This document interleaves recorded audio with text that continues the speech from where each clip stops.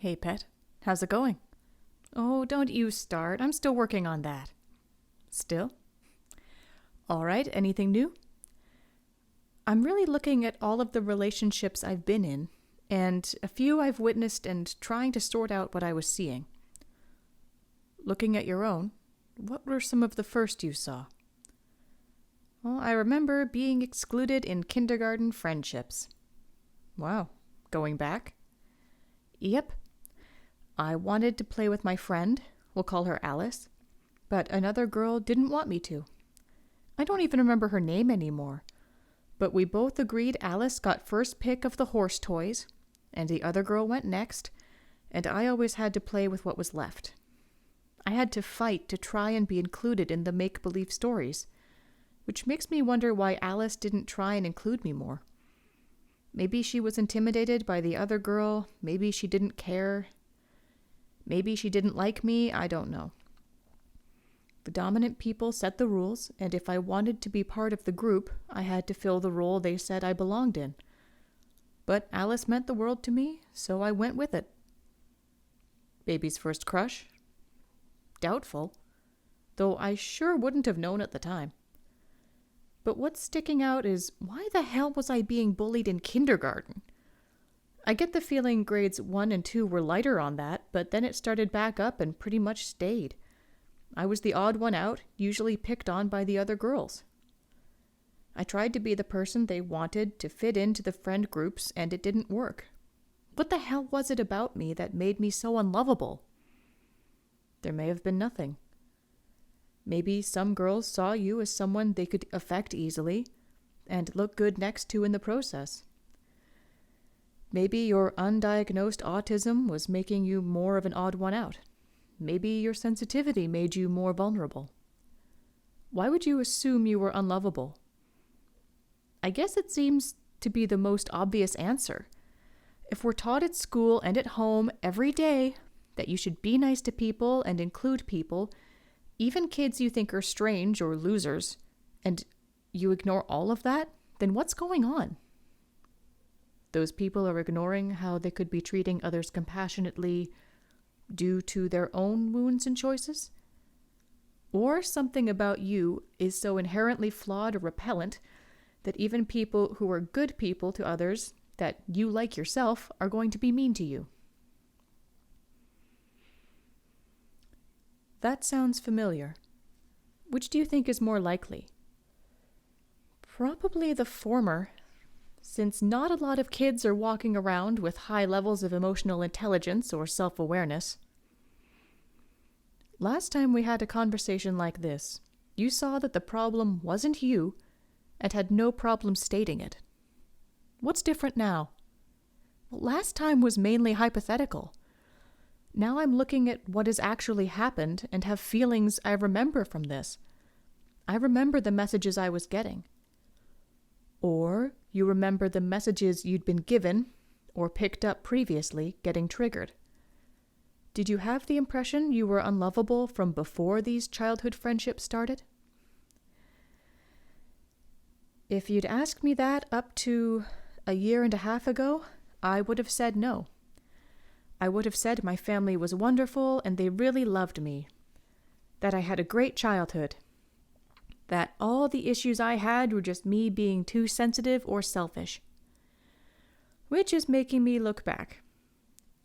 And I think I was expected to be a pet. Go on. No misbehaving at all. You got a command and you obeyed on the spot. I was never to be too loud, too moody, or object to anything, to talk back, or ask for anything. I felt like I was always taking up valuable time or space. I needed a lot of emotional support, and I think my primary caregiver was exhausted pretty quickly, though they tried, so I had to learn to hide it. Especially if I was upset at the caregivers, as they were supposed to be perfect and all-knowing. When I was being all those things they wanted, I was good and got positive interactions, like that puppy getting called a good puppy and getting pets and played with as a reward. What if you weren't good enough? What if you made mistakes, had feelings, or even just a bad day? When I was really small, I thought I was going to be abandoned. Like I was worthless and too much work unless I was perfectly easy to look after. When I made a mistake, like the time I spilled my milk, there was an angry sigh, and I got the impression that my being a crap out was exhausting and disappointing. Like my ineptness and worthlessness let everyone down, and they didn't have time for it. And that's over a literal glass of spilled milk. I made less of a fuss when I find my adult cat is crapped on the floor. Again. I even tried to run away once. I couldn't have been more than 5. Well, twice. But only the first time did anyone find out. One of my parents had made a comment that I was watching too much TV, and somehow it landed in such a way that I thought I was broken and unlovable.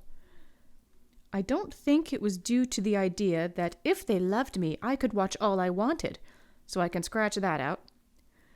In their defense, I did watch a ton, but they're the ones who put it on for me. I think it was a precursor to all the maladaptive daydreaming I was going to get into in the future. But they caught me upstairs crying and packing my little suitcase to go live in the woods, and had to explain that I was actually loved and they didn't want me gone. Or more accurately, that me being upset was no good reason for me to leave.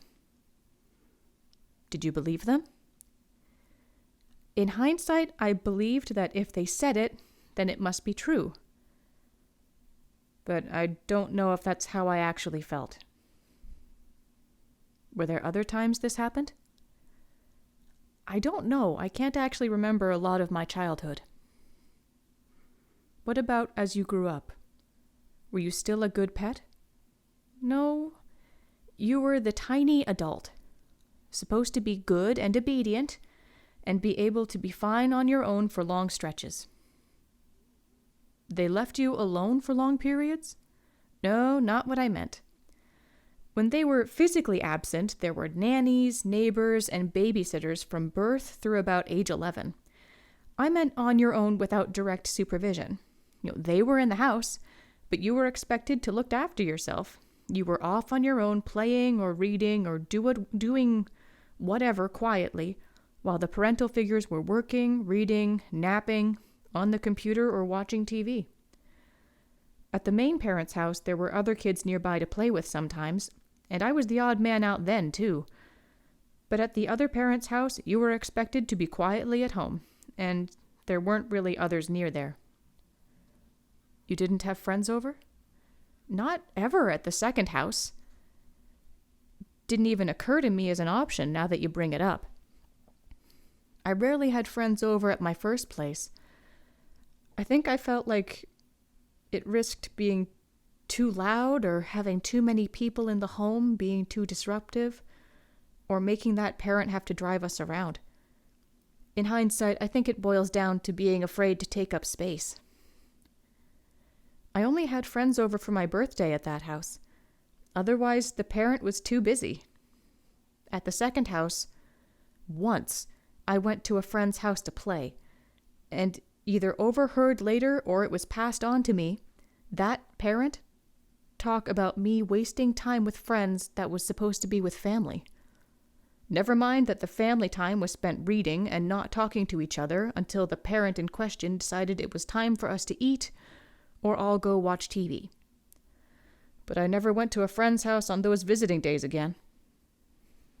I didn't really reach out to others much at all, and tended to be excluded from friendships when I did.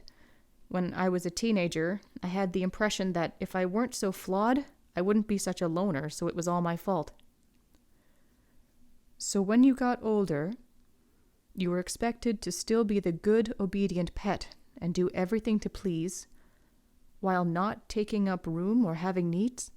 Yes. From the impression I got, which I know is just my impression.